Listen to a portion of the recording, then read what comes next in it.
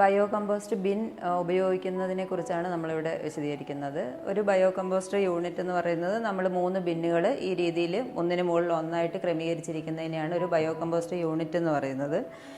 ഇതിൽ നമ്മൾ ഇത് ഉപയോഗിക്കേണ്ട രീതിയെ കുറിച്ച് പറയുകയാണെങ്കിൽ ഇതിനകത്ത് നമ്മൾ 3 ബിന്നിലും 2 ഇഞ്ച് കനത്തിൽ നമ്മൾ ഇനോക്കുലം, അതായത് ചകിരിച്ചോറ് ഇതിൻ്റെ 3 ബിന്നിലും 2 ഇഞ്ച് കനത്തിൽ നിറയ്ക്കുക.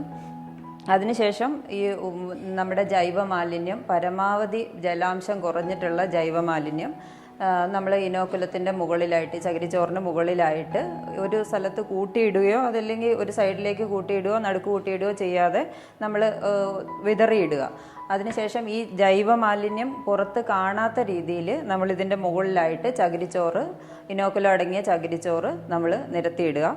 ഈ പ്രോസസ്സ് കണ്ടിന്യൂ ചെയ്യുക. നമ്മൾ എക്സാമ്പിൾ പറയുകയാണെങ്കിൽ നമ്മളൊരു പുട്ടൊക്കെ ഉണ്ടാക്കുന്ന രീതിയിൽ, അതായത് നമ്മൾ പുട്ടിൽ തേങ്ങയും അരിപ്പൊടിയും മിക്സ് ചെയ്യുന്ന ആ രീതിയിൽ ലെയറായിട്ട് ഇത് നിറയുന്നത് വരെ കണ്ടിന്യൂ ചെയ്യുക. ഏറ്റവും മുകളിലായിട്ട് ഇതുപോലെ തന്നെ 2 ഇഞ്ച് കനത്തിൽ ചകിരിച്ചോറ് ഫില്ല് ചെയ്തതിന് ശേഷം ഈ യൂണിറ്റ് താഴെ ഇറക്കി വെച്ച് രണ്ടാമത്തെ യൂണിറ്റിലും അതേ പ്രോസസ്സ് കണ്ടിന്യൂ ചെയ്യുക. മൂന്നാമത്തെ യൂണിറ്റിലും ഇതേ പ്രോസസ്സ് തന്നെ കണ്ടിന്യൂ ചെയ്യുക. ഏതാണ്ട് ഒരു 30 ദിവസം ആകുമ്പോഴത്തേക്കും തന്നെ, 25 to 30 ദിവസം ആകുമ്പോഴത്തേക്കും ഈ മാലിന്യം വളമായിട്ട് മാറിയിട്ടുണ്ടാകും, ജൈവ വളമായിട്ട് മാറിയിട്ടുണ്ടാകും. ഈ വളം നമുക്ക് കൃഷിക്കും അതുപോലെ തന്നെ പൂച്ചെടികൾക്കുമൊക്കെ വളമായിട്ട് ജൈവ കൃഷിക്ക് വേണ്ടി ഉപയോഗിക്കാൻ പറ്റുന്നതാണ്.